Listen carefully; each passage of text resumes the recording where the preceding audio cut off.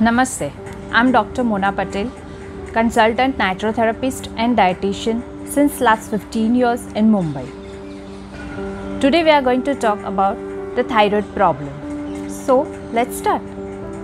दुनिया भर में काफ़ी सारे लोग हैं जो इस थायराइड की बीमारी से जूझ रहे हैं, पर लेक ऑफ नॉलेज, लोगों को ध्यान ही नहीं है कि एग्जैक्टली थायराइड होता क्यों है, थायराइड चीज़ क्या है और थायराइड की वजह से आपके शरीर में और क्या क्या बीमारियां हो सकती है। तो इसी चीज़ को डिटेल में आज हम जानते हैं। ऐसे काफ़ी सारे लोग हैं जो थायराइड की प्रॉब्लम को फेस कर रहे हैं, पर सिर्फ एक गोली सुबह खा के पूरे दिन चलते रहते हैं। इसी तरह से लॉन्ग ड्यूरेशन तक वो गोली खाते रहते हैं और समझते हैं कि मेरा थायराइड तो कंट्रोल में है, मुझे तो कोई तकलीफ होने वाली ही नहीं है। पर क्या सच में ये बात सही है? सिर्फ एक छोटी सी गोली खा के आप अपने ग्लैंड को कैसे कंट्रोल कर सकते हैं? तो आइए आज हम उसी के बारे में डिटेल में बात करते हैं कि बेसिकली थायराइड चीज़ क्या है, थायराइड की वजह से आपको क्या क्या तकलीफ़ें हो सकती है, थायराइड की वजह से आपको आपके शरीर में क्या चेंजेस हो सकते हैं और इस चीज़ को क्या हम कंट्रोल कर सकते हैं? जी हाँ, इसका जवाब है हाँ, हम इसे अच्छे से कंट्रोल कर सकते हैं बिना कोई दवाई के। सो बेसिकली थायराइड होता क्या है? थायराइड हमारे गले के बीच में एक तितली के आकार की एक ग्लैंड है, जिसमें से थायराइड T3 और T4 इस तरह के दो हार्मोन सिक्रेशंस में होते हैं। T3 यानी आइड्रोथायरोनिन और T4 यानी थायरॉक्सिन हार्मोन। इन दोनों हार्मोन्स का हमारी बॉडी को कंट्रोल करने की बहुत ही ज़रूरी काम है। इन दोनों हार्मोन्स की वजह से ही हमारी बॉडी की सारे सिस्टम को हम मैनेज कर पाते हैं। जिस तरह से हम पिट्यूटरी ग्लैंड को मास्टर ग्लैंड कहते हैं, उसी तरह से थायराइड ग्लैंड एक तरह से हमारी बॉडी की मैनेजमेंट इंस्टीट्यूट है। जी हाँ, ये जो ग्लैंड है वो हमारी पूरी बॉडी को कंट्रोल करती है, हमारी हर एक सिस्टम को कंट्रोल करती है। ब्लड सर्कुलेशन, डाइजेशन, मेटाबॉलिज्म इत्यादि को वो मैनेज करती है। इसी के साथ वो हमारे हार्ट, किडनी, लीवर और ब्रेन तक को भी मैनेज करती है। तो ये छोटी सी ग्लैंड के इम्बैलेंस होने से आपको क्या क्या तकलीफ़ें हो सकती है और ये क्यों इम्बैलेंस होता है, जानते हैं अभी। सो बेसिकली थायराइड क्यों होता है? जनरली थायराइड होने के रीज़न में सबसे कॉमन चीज़ है आयोडीन। जी हाँ, आयोडीन की कमी या तो आयोडीन की मात्रा शरीर में बढ़ जाने की वजह से थायराइड ग्लैंड हमारा इनएक्टिव होता है। सो सेकेंड रीज़न है विटामिन D3। जब हमारे शरीर में विटामिन D3 और आयोडीन की कमी हो जाती है तो थायराइड ग्लैंड डिस्टर्ब हो जाता है। उसमें से जो सिक्रेशंस हार्मोन्स के होते हैं वो इम्बैलेंस हो जाते हैं। इसी के वजह से हमें थायराइड की बीमारी होती है। ये दो तो रीज़न हो गए, पर इसके अलावा जो हमने क्रिएट किए हैं, जो हमारी गलतियों की वजह से हो रहे हैं, वो चीज़ें भी तो देखनी चाहिए। तो वो क्या है? सबसे बड़ी चीज़ है स्ट्रेस। जी हाँ, आज की जो हमारी लाइफस्टाइल है उसमें जो हम अननेसेसरी स्ट्रेस लेते हैं, हमारी हाइपरनेस, टेंशन, ये सारी चीज़ों की वजह से हमारे ग्लैंडुलर इम्बैलेंस हो जाते हैं। ग्लैंड में से निकलने वाले जो हार्मोन सिक्रेशंस होते हैं वो डिस्टर्ब हो जाते हैं, या तो वो ज़रूरत से ज़्यादा निकलते हैं या तो वो ज़रूरत से कम सिक्रेट होते हैं। तो ये प्रॉब्लम शरीर में इम्बैलेंस क्रिएट कर देती है। सो स्ट्रेस की वजह से तो थायराइड डिस्टर्ब होता ही है। इसके अलावा हमारी जो लाइफस्टाइल है, यानी कि हमारा जो खाना है, उस गलत तरीके से भी थायराइड अफेक्ट होता है।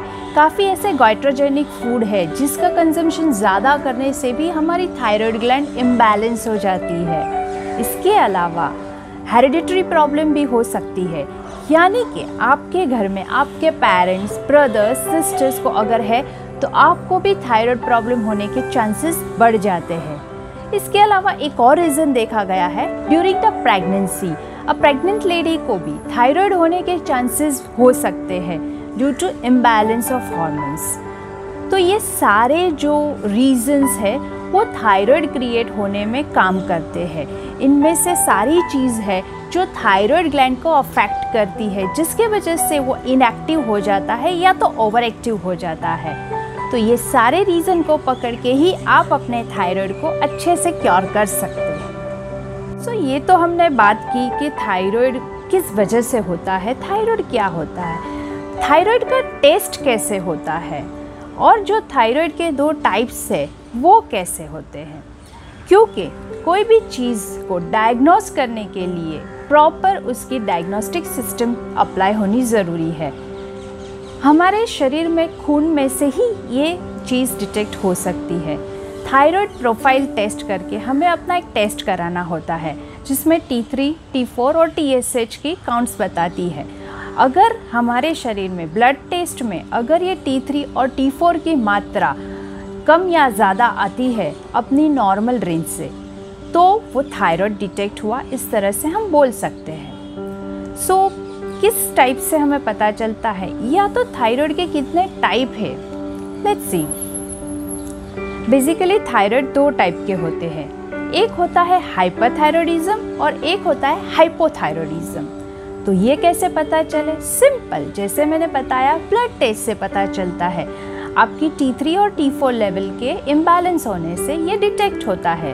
अगर आपके शरीर में जो T3 और T4 हार्मोन्स की मात्रा ज़रूरत से ज़्यादा आ रही है तो आपको हाइपोथायरॉयडिज्म है, और अगर ये मात्रा ज़रूरत से कम आ रही है तो ये हाइपरथायरॉयडिज्म की निशानी है। जी हाँ, इसीलिए थायराइड ग्लैंड को हमेशा बैलेंस रखना बहुत ज़रूरी है। इम्बैलेंस होने की वजह से ही तो ये तकलीफ शुरू हो जाती है। तो ये 2 टाइप में होता क्या है एग्जैक्टली? T3, T4 पता तो चल गया, पर उसके सिम्टम्स क्या है जानते हैं अभी। सो बेसिकली अगर हाइपरथायरॉयडिज्म है, यानी कि ज़रूरत से कम मात्रा में ये हार्मोन सिक्रेशंस हो रहे हैं, तो क्या चेंजेस होते हैं, आपको क्या तकलीफ होती है, क्या सिम्टम्स आपकी बॉडी में क्रिएट होते हैं? सबसे कॉमन सिम्टम्स है ड्रास्टिक वेट लॉस। जी हाँ, एक एग्जाम्पल के जैसे बोलूँ तो आपका 1 महीने में 4 से 6 किलो वेट लॉस अगर सडनली हो जाता है, so be aware and just go and check your blood, क्योंकि आपको हाइपरथायरॉयडिज्म होने के चांसेस ज़्यादा है। इसके अलावा हाइपरथायरॉयडिज्म में स्किन और हेयर पे भी बहुत ही इफेक्ट आती है। जैसे कि आपकी स्किन है वो ड्राई होने लगती है, अर्ली एज में रिंकल्स आने लगती है, हेयर ड्राई हो जाते हैं, झड़ने लगते हैं, स्प्लिट एंड्स क्रिएट हो जाते हैं। स्किन के ऊपर इसके अलावा पैचेस आने लगते हैं, पिगमेंटेशन की कंप्लेन आने लगती है, प्लस आपकी भूख कम हो जाती है, आपका मेटाबॉलिज्म स्लो हो जाता है, आपका नेचर जो है वो अननेसेसरी गुस्सा आपको ज़्यादा आता है, आप चिड़चिड़े हो जाते हो।